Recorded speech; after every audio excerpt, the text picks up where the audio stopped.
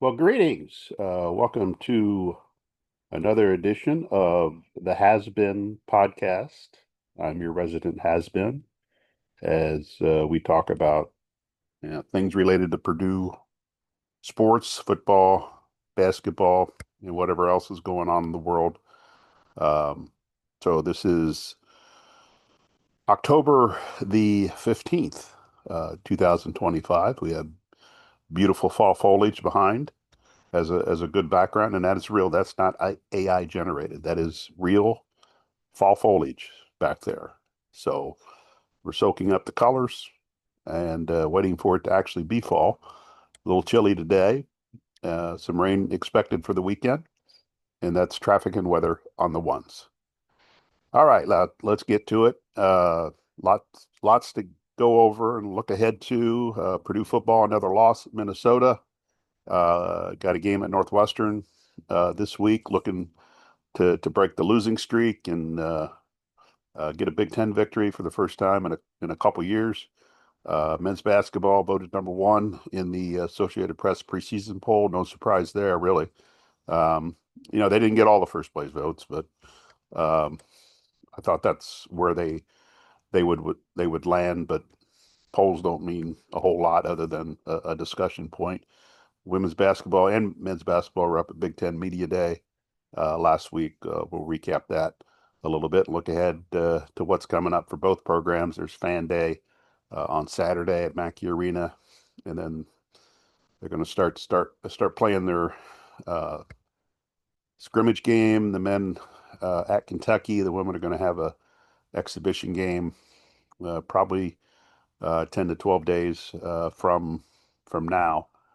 They have their secret scrimmage on Thursday against Missouri State down in Edwardsville, Illinois. Don't know how many details we'll get from that.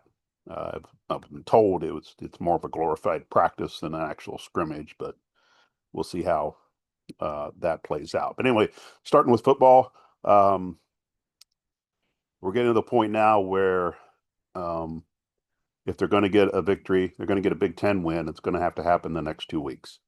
That's the cold reality of the situation because, as we've mentioned uh, a handful of times, and as you are aware, the schedule in November is not conducive for a victory for Purdue, for this team, for Purdue. Just not.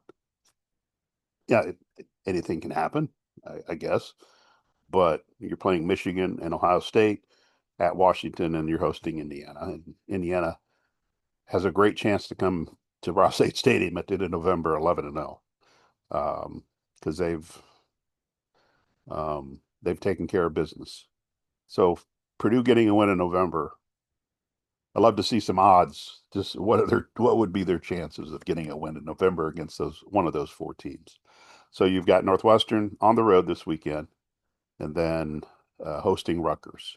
These are their last two opportunities to get a win this year, um, which would be their first Big Ten victory since the end of 2023 because they went 0 for 9 last year, and right now they are, uh, lost to USC, lost to USC, lost to Illinois, and lost to Minnesota. They're 0-3, but you know what? They're in the same boat as Penn State and Wisconsin. All three teams are 0-3. There's two other 0-3 teams there too, with Michigan State and Rutgers, and I guess Purdue and Rutgers could be 0-4 when they meet on homecoming next week. So, um, and the story with the football team is pretty simple.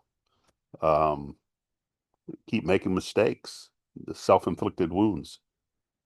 Turnovers last week, four of them, or three that mattered because there was a fumble at the very end that the game was decided and they were trying to play grab ass with a trick play and last play of the game where you lateraled around a little bit and and it ended up being a turnover. But you know, for the record, they had four turnovers. They were minus I think -3 in the turnover margin. The fifth straight game that they've lost the turnover margin. Um, but they just kind of can't get out of their own way. They had You had 9 penalties last week. Two penalties, two face mask penalties on the scoring drive for Minnesota that tied the game at 20. One was a 15-yarder, the other one was a half the distance to the goal line. Uh, the 15-yarder was on third down, so that kept that drive alive. And then I believe the second one was on second down. But those are things that you just can't do. And you don't go into a game saying, "Hey, we're gonna have, we're gonna, I'm gonna have a face mask penalty." No, it just happens. And but you got to be disciplined enough, um, and you got to let your fundamentals take over that you don't put yourself in that position. But that's two of the 9 penalties. They had 7 other penalties that maybe not as crucial, but depending on the time, score, and all those situations, come back and haunt you a little bit. So too many penalties, and they've last 3 games they've gone from 7 penalties to 8 penalties to 9 penalties. Um, is that the competition they're playing, or are we seeing some cracks in the discipline area with this team? I mean, they have a very, very small margin for error.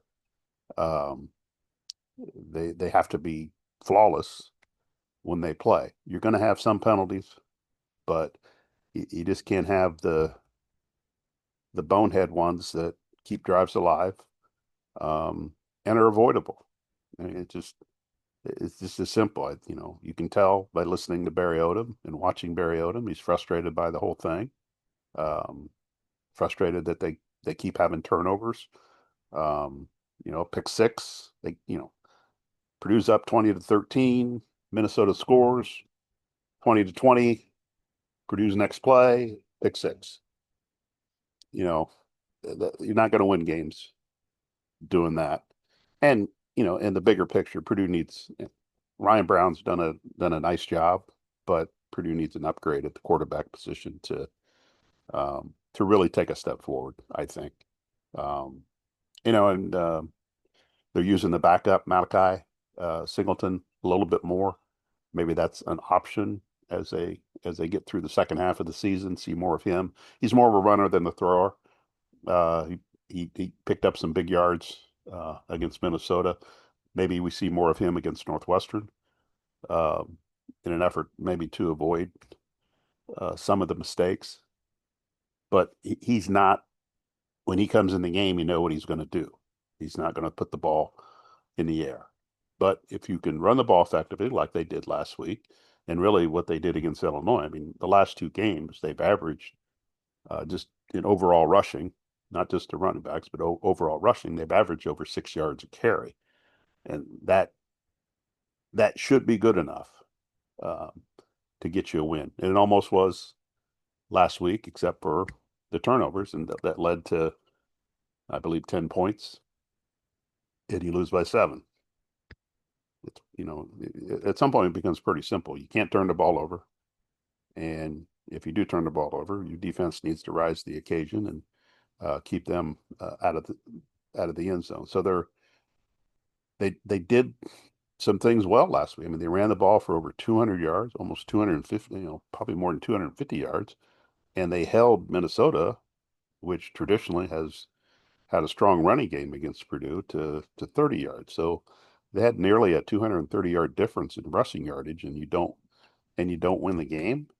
And I put this on my Substack that the last 5 games against Power Four opponents, when Purdue has rushed for more than 200 yards, they're 0-5. And that's a hard stat to swallow because you gain 200 yards on the ground in any game, but in a conference game or a Power Four game, that's a game you probably should win. Would love to see the numbers of teams that rush for 200 yards but don't win. What's the record? Is it you win 70% of the time, you win 80% of the time? I'd love to see the numbers for that. But just in Purdue's case, the last 5 times they've done it against a Power Four opponent. They've lost. Now they've rushed for over 200 yards against Southern Illinois and Indiana State. and those schools. But the true measure is what you do against Big Ten teams and Power Four opponents. So which begged the question, why are they losing those games when they're getting that kind of production? Well, it comes down to turnovers. In those 5 games, um, they are -8 in the turnover battle. And it's pretty simple. They've got to take care of the ball, and they've got to figure out a way to get some more takeaways. Um, and I don't know if you can coach takeaways to a certain extent as far as punching the ball out, drills to do that. Interceptions, probably more random than anything else. You got to be strong fundamentally. You got to have good technique. You have to understand, who you're defending as far as a receiver, what kind of quarterback you're going against. So there are some variables there that would play a role in maybe getting more interceptions, but they haven't done it. They just have not. They've not been able to generate enough takeaways in a game to put themselves in a better position. And meanwhile, they are turning the ball over. They have the worst turnover margin in the Big Ten, and until they get that problem solved, uh, they're going to struggle to win games because you're giving up possessions, you're giving up opportunities to score, and you're allowing the other team, whether it's a short field or a pick six or something else, you put them in a more better chance to score against you. And it's probably the number one thing you need to look at this week with Northwestern is how does Purdue take care of the ball? Uh, is Ryan Brown putting the ball in harm's way? Uh, are they fumbling at all? Uh, yeah, we have a very noisy neighborhood. I don't like that, but what you get. Go get your muffler fixed, man. Sorry about that. Should put out a sign that says quiet podcast in progress. So yeah, that's the number one thing to look for this week is Northwestern and taking care of the ball. Now, Northwestern's coming off a big win at Penn State. Now, Penn State is not what they were at the beginning of the year, but still, that's who who thought Northwestern would go into Penn State and win that game. Not many people. Penn State's in a bad situation right now. Just fired the coach. Um, so they're trying to get things straightened out. But Northwestern was able to go in there on the road and pounce and get a win and really jumpstart their season. Now, does that carry over into this week? And I think that's the biggest question from Northwestern is there do you ride that momentum? Do you ride the things that you did in the Penn State game into a game that you're favored to win and most people think that you will win? And how do you handle success? And handling success is just as hard as handling losing. Because they're getting a lot of pats on the back on campus. Everybody's telling them how great they are. Their season could change a little bit based on beating Penn State and then stacking some wins together could get them into a different kind of bowl situation as you get toward the end of the year. So there's a lot of good that can come out of that Penn State win for Northwestern. But Purdue's not going to face the same talent that it has faced prior to the Minnesota game. You're not facing the USC. You're not facing Notre Dame. You're not facing Illinois. You're not facing um, those kind of teams. Northwestern's got good players, good talent, but probably just a little bit below what Purdue has been facing. And can Purdue use that to its advantage um, come Saturday in that little bandbox stadium that they play in? Uh, Interesting note, Purdue was the last team to play in Ryan Field, and now this will be Northwestern's last home game at its little tiny stadium. They'll play 2 games at Wrigley Field in November, but then their new stadium opens up next season, and Purdue will not be opening up the new stadium. Um, they don't even play, Purdue doesn't play Northwestern next year, according to the Big Ten schedule. So, but interesting that Purdue played the last game at Ryan Field. They played the last game at the tiny stadium, but they won't, I guess they could change the Big Ten schedule, but I don't think they are. Um, but it would be interesting if Purdue would open up the new the new stadium up there, but that's not going to happen. And I can't tell you for sure when Purdue will go play Northwestern again. So this year will be the last one, at least through 2026. And I don't know if they're on the schedule in 27. I think Purdue and Northwestern are on a rotation, not a every year rotation, but I think they're on a quicker rotation than other games, just because of proximity. And it's, well, technically not a rivalry game, but the closeness of it. I think the Big Ten put it on a kind of a different time warp there to make sure that they played a little bit, make sure they played a little bit more often than maybe some other schools. So I really think, for all the issues that Purdue's had uh, this season, especially after they started 2-0, I think this is a game that Purdue will win. Um, I think they've uh, been through the trenches a little bit. Um, they did some good things last week. I mean, they led for first 52 minutes of the game.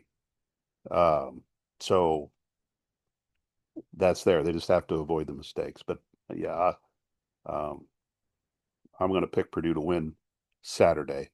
Um, I just think it's time. I think Bayer Odom's done a good job, um, kind of straightening things out. They still have a long way to go when you talk about competing on a regular basis in the Big Ten. Um, so, but I do think this is a game that they're going to win. Now, I think there's some rain in the forecast. I don't know if there's thunderstorms. So, could we see another delay? Purdue doesn't have a good record when there's a delay. Lost to USC, lost to Notre Dame. So maybe they will avoid a delay. But I do know rain is in the forecast. How heavy, how much, I can't tell you. We'll check back when we do traffic and weather on the ones to figure that out. So that's the football story, at least how I see it as of right now. Um, in earlier this week, men's basketball team voted number one in the AP poll preseason. First time that's happened. This is the fifth straight year that Purdue has been ranked number one in the poll at some point. Um, and this is kind of the golden era of Purdue basketball, where they've been number one. They've been in the Final Four.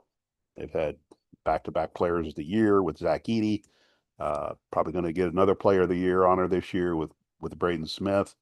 Obviously, they're picked number one uh, to win the Big Ten in some unofficial polls, but that's a no-brainer. I mean, they're loaded on paper. They are set up to have a special year. Uh, they won't go undefeated. Um, they're going to lose some games, but that's not the goal. The goal is to go win the national championship, and it is a national championship or bust situation. I mean, let's be let's be honest. Anything short of winning the national title probably will be disappointing to them, because that's what they've set themselves up. I mean, you retained your best 3 players. You retained 2 freshmen that had really good years last year. You retained a couple other pieces, and then you've added some players to the portal that are really going to help you. And from top to bottom, they might have the most complete team in the country. Now, there's things that have to happen. They have to be a better rebounding team, but I think they've done that on paper. I think they've added enough uh, personnel to improve their rebounding. I mean, and they still have to play defense. They have to be solid defensively, and I think they have a group of people that have bought in defensively to really make a difference. Um, and they're going to play a challenging schedule. You know, they have the scrimmage against Kentucky coming up in about a week. And don't put a lot of stock into that. You know, Purdue lost to Creighton, Purdue lost to Arkansas the last couple of years. Purdue does not put much emphasis on this scrimmage other than themselves. Now they'll have a scouting report about personnel, but is Purdue sitting there scouting, going over plays that Kentucky's going to run? No, no, no, no. They didn't do it with Arkansas. They didn't do it with Creighton. They're not going to do it with Kentucky. I mean, they'll have an idea of the personnel, what they do, but this is not, this game doesn't count. Um, but it's a good game, and I think Painter's going to continue to have these games, and they're going to play on the road. They're going to play in environments that get them ready for um, what they're going to see in the regular season. And Purdue's got enough challenges coming up in the schedule. You know, going to Alabama, going down to the Bahamas, playing Memphis and possibly Texas Tech, Iowa State here, Auburn, and all that kind of stuff. So, and then, you got the Big Ten schedule that's going to be, a 20 game grind that they have to deal with. I think they'll be prepared for the tournament, um, staying healthy. But then, I think things to watch early in the year are um, what they do from a rebounding standpoint and how they handle that. So, um, they've got to keep turnovers down. And when you look at how Purdue has lost games over the last few years, it's been turnovers. They have a high number of turnovers. They don't take care of the ball well. They get in these situations where they struggle, and then they've got to figure their way out of it. I think they got a lot of options on offense, but they're going to have to play solid defense, rebound, and take care of the ball. So it'll be interesting how things unfold in the Kentucky scrimmage. But again, I wouldn't take a whole lot out of that, other than you get to see maybe some younger players play, some of the newcomers play, and how they mix and match with different lineups. It's more of a test case than anything else. And we've seen what happens if they lose this scrimmage. First of all, the fan base loses its mind, number one, but also it doesn't. They've been fine after they've lost these games. So you have to keep everything in perspective. Um, and on the women's side, um, again, that mentioned they got their secret scrimmage coming up on Thursday. I don't know how many details we'll get out of that. Um, I've heard it might be a glorified scrimmage or a glorified practice. So I don't know how much scrimmaging actually going to happen. To me, I'd want to know who played in the scrimmage because they've had some players that are nursing some injuries. Kendall Puryear's coming off reconstructive ankle surgery. How much does she play? She's been practicing, but I don't know if she's been full 5-on-5 go type of thing. Taylor Feldman, the transfer point guard from Northern Arizona, has been dealing with a back issue most of the offseason. How much does she play? McKenna Layden, how much does she play? She's had a foot procedure in the off season. So it's more, to me, it's more about who's available, who plays in the secret scrimmage, and then they'll have their exhibition game in about 10 days against Purdue Northwest. I mean, as I've reported and as I've put out there, one of their transfers, Taylor Henderson, will not be available for the season or the foreseeable future, however you want to phrase it. But no, she's not going to play this year. So they're already down one body. Um, and then, without seeing the scrimmage, how do lineups work and all that, that's not something that we're really going to know. Have to take the word of those that were there to kind of, you know, set a scene to see who did what, and then you really don't know uh, if you're getting the full story from that standpoint. That's why the exhibition game will provide a little bit more. But with the scrimmage, again, more interested. How many minutes do players play? Is Katie going to hold some players back? The ones I mentioned because of injury, that she wants to get everybody healthy to the first game and then go from there, and that's a smart thing to do. But they also need to get going on what kind of season they might have. So those are things to look forward. Fan Day is Saturday. Um, There'll probably be some scrimmaging by both teams there. But from the women's side, again, be curious how they handle all that, um, and especially 2 days after having a secret scrimmage or a secret glorified practice, however it's going to go. You'll see how much they do at Fan Day. The men probably will have some sort of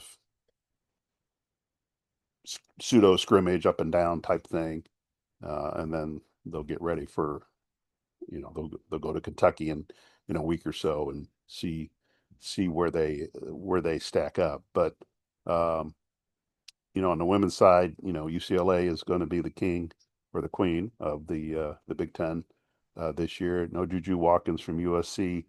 But UCLA has picked to win it and could very easily go undefeated. I think their biggest challenger is going to be Maryland. I think Michigan can get up there in the mix. Where Purdue might finish, based on what we heard at Big Ten Media Day, um, Purdue will probably not finish in the middle. It'll be lower than the middle, but you want to be um, 15 or above because three teams don't make the tournament. Um, you'd like for this to be a year where they're comfortably in the Big Ten tournament. Um, but again, until we see them against somebody else, it's kind of hard to gauge because they have so many new faces. I asked one Big Ten coach off the record who had a lot of um, transfers come in. I think 8 or 9 newcomers they have. And so this would have been last week, and they've been practicing probably 2 weeks. And I said, "Hey, do you know what you really have right now on your roster with the newcomers and everything?" And they said, "No, they don't know yet." So a lot of programs are working through kind of the same thing Purdue is, as far as figuring out what they have. I mean, who they have, but how all that meshes together. And the women's team has a lot of questions. Point guard, um, and turnover. I mean, some of the same questions the men, rebounding and turnovers have to get cleaned up. But so it will be an interesting scene to see. But once we see them against somebody else, we'll have a better idea of what it might be. We know what the schedule is. I mean, in reality, they have one tough non-conference game.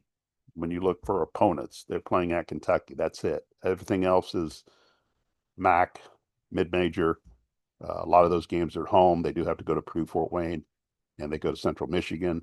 Won't be easy games because they'll be on the road. Um, and the Fort Wayne game is early in the year, so you're still kind of figure things out. And when still, even though Purdue's program has dropped in recent years, it's still a name when you go into some place that they want to beat you and you know feel good. So there'll be a lot of hype for those games, at least on those home courts. And Purdue has to show that it's going to be ready. So that's kind of what's going on right now in those three sports. Volleyball is going to play in Indianapolis against IU. It's the Monon Spike game. It's IU's home game, but they got moved to Gainbridge Fieldhouse in Indianapolis. And curious to see what kind of crowd they get for that. I know the ticket prices are not what you would expect from a normal Purdue Indiana match if it was played on a campus site. But you gotta defray the cost somehow. But I'm interested to see how that goes. I think and Gainbridge is also hosting the IHSA state finals this year for the first time. So they've got a couple volleyball events there.